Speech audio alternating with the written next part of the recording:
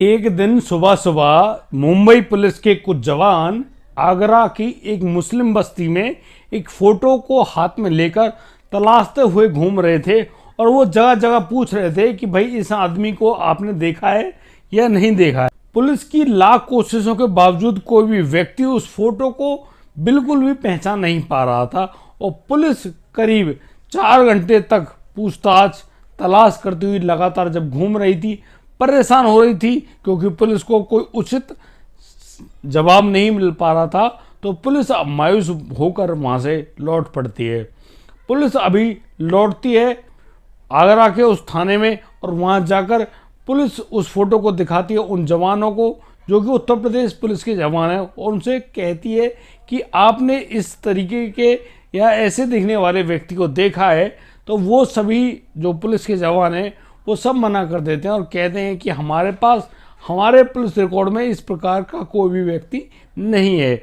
Mumbai police द्वारा दी गई जानकारी के मुताबिक वह व्यक्ति 2020 से एक आपराधिक मामले में भगोड़ा है, और पुलिस के पास जो उसका फोटो है वह फोटो करीब तब का है जब वह 30 साल का रहा होगा, यानी कि सन 1984 का।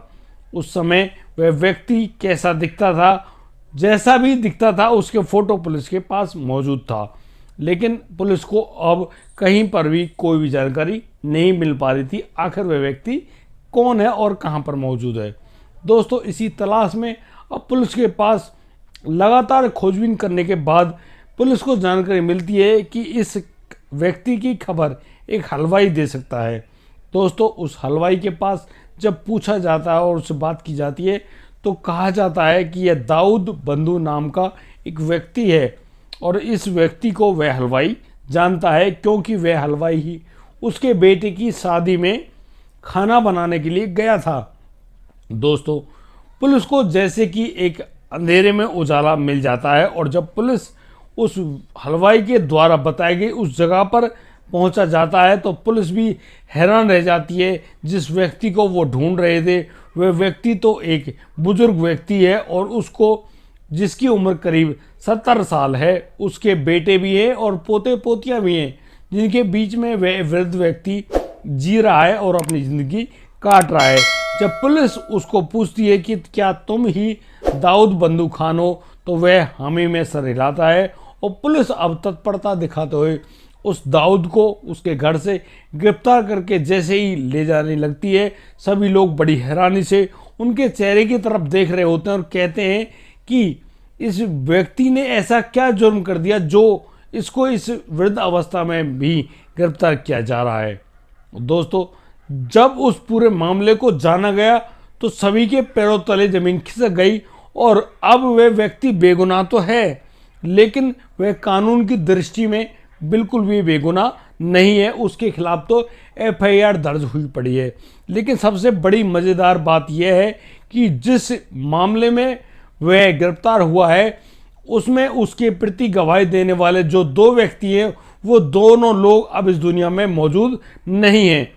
क्या वह व्यक्ति पुलिस से छूट पाएगा? क्या उसकी सजाएं माफ़ हो पाएंगी? इसके बारे में आइए जानते हैं पूरी घटना में क्या क्या हुआ है। नमस्कार, आदाब, सत श्री अकाल दोस्तों, मैं भीषण प्रकाश स्वागत करता हूं आपका हमारे YouTube चैनल किस्से क्राइम के।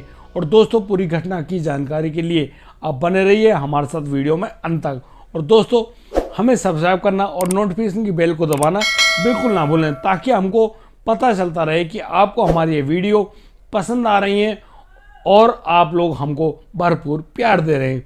दोस्तों, आइए लेकर चलता हूँ आपको मैं उत्तर प्रदेश के प्रसिद्ध शहर आगरा। आगरा शहर में जब मुंबई पुलिस के कुछ जवान पहुंचते हैं और वो लोग एक व्यक्ति का फोटो लेकर अपने हाथ में एक मुस्लिम बस्ती की तरफ बढ़ते हैं, और वहां पर उस फोटो दिखाकर हर दुकान हर व्यक्ति से पूछा जा रहा है कि आपने इस व्यक्ति को देखा है। तो वो लोग हर कोई नाम में अपना सर हिला देते हैं और कहते हैं कि हमने इस तरह के व्यक्ति को कभी भी नहीं देखा है। दोस्तों, जैसा कि हम लोग बात कर रहे थे, पुलिस अब उत्तर प्रदेश पुलिस का सहारा लेती है, लेकिन वहाँ पर भी पुलिस की कोई बात नहीं बनती है। अब जो मुंबई पुलिस है वह बहुत ज़्यादा परेशान है, हैरान है, दुखी होते हुए अब वो करे तो क्या करे। लेकिन यहाँ पर जब चारों तरफ अंधेरा छा जाता है तो अब जो मुंबई पुलिस को पता चलता है कि एक हलवाई के पास इस व्यक्ति के बारे में उचित सूचना है। पुलिस अब बिना देर किए उस हलवाई के पास पहुंचती है और उस हलवाई से जब पूछताछ की जाती है तो वह व्यक्ति बताता है उस फोटो को देखते कि इस आदमी को मैं पहचानता हूं, इस आदमी का नाम दाऊद है। दोस्तों, जैसे ही दाऊद का नाम वह हलवाई अपने मुंह से लेता है, मुंबई पुलिस की बाँछें खिल जाती हैं और बस उनको जो चाहिए था वह अब मिलने वाला है। दोस्तों, अब वह हलवाई मुंबई पुलिस को लेकर जाता है उस दाऊद के घर पे। दोस्तों, दाऊद के घर पर जाने के बाद पुलिस देखती है कि एक वृद्ध व्यक्ति जिसकी खाट पर कम से कम 4-5 जो बच्चे हैं छोटे मोटे वो खेल कूद रहे हैं और वह व्यक्ति जिसका नाम दाऊद है वह खुद उसी खाट पर बैठा हुआ उनसे बात कर रहा है, खेल रहा है। पुलिस अब वहाँ पहुँचती है और पुलिस दुआ सलाम करने के बाद उससे जब पूछती है कि जनाब आपका नाम दाऊद बंदू खान है, तो वह वृद्ध व्यक्ति अपना जो गर्दन है वह हाँ में हिलाते हुए कहता है कि हाँ मैं ही दाऊद हूँ, कहिए मैं आपकी किस प्रकार से सेवा कर सकता हूँ। तो मुंबई पुलिस उसको वह फ़ोटो दिखाती है और कहती है कि आप इस व्यक्ति को जानते हैं। तो यहाँ पर दाऊद जब अपनी जवानी का फ़ोटो देखता है तो वो खिलखिलाकर हंस पड़ता है और कहता है कि मैं क्यों नहीं जानता भाई इस आदमी को, ये आदमी तो मैं ही हूँ। अब पुलिस बड़ी गौर से उस दाऊद बंदू खान को देख रही है और बड़े अपने जेब से हथकड़ी को बाहर निकालते हैं और अब उस वृद्ध व्यक्ति जिनका नाम दाऊद बंदू खान है उनके हाथों में लगाते हुए कहते हैं कि हमने पिछले 4 सालों से लगातार तुम्हें ढूंढ रहे थे, लेकिन तुम हो कि अब यहाँ पर छुपे बैठे हो, हमें कोई भी जानकारी तुम्हारे बारे में नहीं थी। अगर यह हलवाई हमें समय पर नहीं मिलता तो तुम हमें कभी भी नहीं मिलते। चलो कम से कम आप लोग हमें मिल गए हो तो अब यह मामला सुलझ जाएगा। दोस्तों, जो दाऊद बंदू खान है वह बड़ी हैरानी से पुलिस की तरफ देख रहा है कि भाई ऐसी क्या बात है जो आप मुझे गिरफ्तार कर रहे हो। तो यहाँ पर जो पुलिस है वह दाऊद को बताती है कि आपने एक 17 साल की लड़की के साथ बहुत बुरी दरिंदगी करी है, आपके खिलाफ यौन उत्पीड़न का मामला दर्ज हुआ पड़ा है और उसी के चलते जब आप कोर्ट में पेश नहीं हुए तो हमें आपको गिरफ्तार करना पड़ेगा। दोस्तों, जैसे ही दाऊद की गिरफ्तारी होती है और पुलिस उसको अपने साथ ले जाने लगती है तो उसके सभी बच्चे, पोते पोतियाँ और उनकी पत्नियाँ सब बाहर आ जाती हैं और पुलिस को बड़ी हैरानी से देख रही होती हैं कि आखिर पुलिस उनके दादा बाबा को क्यों लेकर जा रहे हैं। दोस्तों, पुलिस अब उन सभी लोगों को जवाब देती है क्योंकि पुलिस बिना जवाब दिए वहाँ से नहीं जा सकती थी। अब पुलिस बताती है कि यह जो मामला है यह मामला सन 1984 का है। यह उस समय की बात है जब ये जो दाऊद बंदू खान है ये मुंबई में रहा करते थे और इनका जो पेशा था वह सोना गलाने का था, यानी कि सोने में मिली हुई अशुद्धियों को दूर करते हुए शुद्ध सोना बनाने का इनका कार्य था।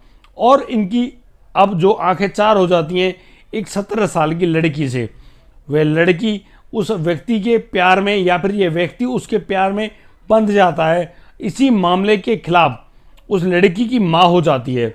वह माँ कभी भी नहीं चाहती थी कि उस लड़की की शादी उस 30 साल के व्यक्ति से हो।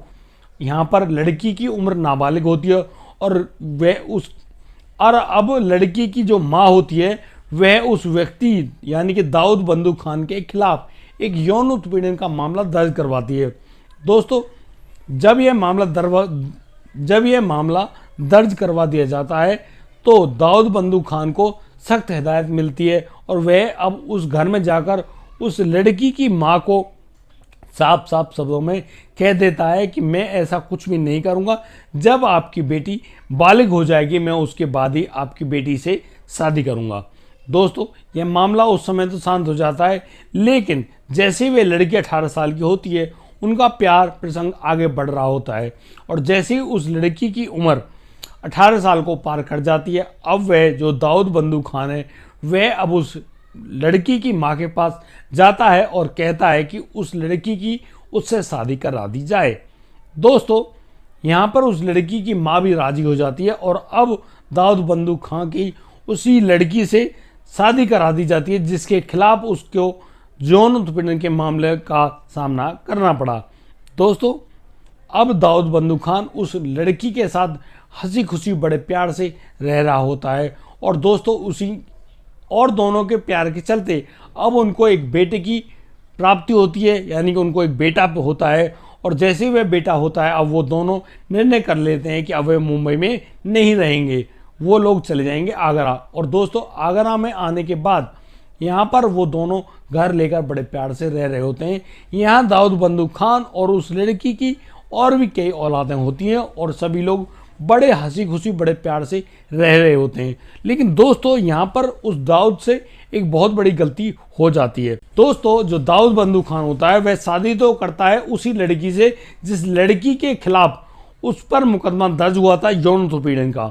दोस्तों यहाँ पर दाऊद बंदू खान अब अपनी पत्नी यानी कि उसी लड़की को लेकर आगरा तो आ जाता है, लेकिन उसने कभी भी यह नहीं सोचा कि अब इस मामले के खिलाफ पुलिस में जाकर अपने द्वारा दी गई तहरीर या फिर उस लड़की या लड़की की मां द्वारा दी गई तहरीर के अनुसार उसके ऊपर जो मुकदमा दर्ज किया गया है उसको निरस्त करवा दिया जाए, यानी कि खत्म कर दिया जाए। लेकिन वह व्यक्ति अपने पता नहीं किस मामले में इस बात को भूल जाता है और वह अब आ जाता है आगरा। धीरे धीरे उम्र बढ़ती है, यानी कि 40 साल बीत जाते हैं, तब जाकर पुलिस उसको उसी मामले में गिरफ्तार करने आती है जिस मामले में एक यौन उत्पीड़न का मुकदमा उसके ऊपर दर्ज हुआ था। यानी कि अब दाऊद बंदू खान की वही पत्नी जिसके खिलाफ उसके ऊपर यौन उत्पीड़न का मामला दर्ज है वह भी अब इस दुनिया को छोड़कर जा चुकी है। और तो और उसकी जो सास है यानी कि उसकी पत्नी की जो माँ है वह भी अब इस दुनिया में मौजूद नहीं है। यानी कि अब उस आदमी की बेगुनाही की जो सच्ची खबर है, सच्ची गवाही है, वह देगा कौन। अब दाऊद बंदू खान के चेहरे पर इतनी ज़्यादा चिंता की स्किन आ जाती है, वह घबरा सा जाता है। अब उसको बेगुनाह साबित करे तो करे कौन। अब वह बहुत ज़्यादा घबराया हुआ पुलिस के पीछे पीछे चल रहा होता है और भी उसके परिवार के सभी लोग उसके पीछे पीछे चल रहे होते हैं। लेकिन मुंबई पुलिस कहती है कि इस व्यक्ति के खिलाफ कोर्ट में मामला दर्ज है, अब यह अगर रिहा होगा तो कोर्ट के दिए गए आदेश के अनुसार ही रिहा होगा। यानी कि इसने जो गलती करी है उस गलती को लेकर इसने कोई उचित कार्रवाई नहीं करी है और ना ही इसने इसको सुलझाने की प्रक्रिया को अंजाम दिया है। अब तो इसको जेल की हवा खानी ही पड़ेगी। यानी कि एक 70 साल का व्यक्ति अपनी जवानी में किए गए प्रेम प्रसंग के चलते अब उसको 40 साल बाद जेल में जाना पड़ रहा है, वह इसलिए कि उसने 17 साल की लड़की के साथ प्यार किया है और उसी प्यार के चलते उसकी होने वाली सास ने उसके ऊपर यौन उत्पीड़न का मामला दर्ज करवा दिया और फिर उन दोनों की शादी हो गई। उन्होंने सोचा तो होगा कि अब उनके ऊपर जो दर्ज हुआ मुकदमा है वह ख़त्म हो जाएगा, लेकिन अब वह मुकदमा ख़त्म कैसे हो, क्योंकि मुकदमे को ख़त्म करने का प्रयास तो किसी ने नहीं किया। सन 2020 में जब कोर्ट ने अपने सभी लंबित पड़े मुकदमों को निकालना शुरू किया तो उस समय पाया गया कि दाऊद बंदू खान नाम का व्यक्ति यहाँ पर मौजूद नहीं है और ना ही किसी पेशी पर आया है। कोर्ट अब उस व्यक्ति दाऊद बंदू खान को भगोड़ा घोषित कर देती है और उसी मामले में मुंबई पुलिस को आदेश देती है कि उसको किसी भी हालत में गिरफ्तार कर लेकर आओ यदि वह जिंदा है तो। अब यह मुंबई पुलिस की जिम्मेदारी बन गई थी और लगातार मुंबई पुलिस उस व्यक्ति को खोजते हुए इधर उधर घूम रही थी। वह तो शुक्र हो उस हलवाई का जिस हलवाई ने उस दाऊद बंदू खान नाम के व्यक्ति को पहचान लिया, वरना मुंबई पुलिस इधर उधर अभी तो धक्के खा ही रही होती। लेकिन दोस्तों कानून के हाथ वाकई में बहुत लंबे होते हैं और परमात्मा के आगे सभी को न्याय मिलता है। देर भले ही हो जाए लेकिन अंधेरा कभी नहीं होगा, यानी कि अन्याय कभी भी नहीं होगा। एक व्यक्ति जिसने 40 साल पहले जो गलत काम किया उसकी सज़ा उसको अब भुगतनी पड़ रही है, जब उसके घर में बेटे पोते पोतियां भी मौजूद हैं। उसके 2 पोतों की भी शादी हो चुकी है।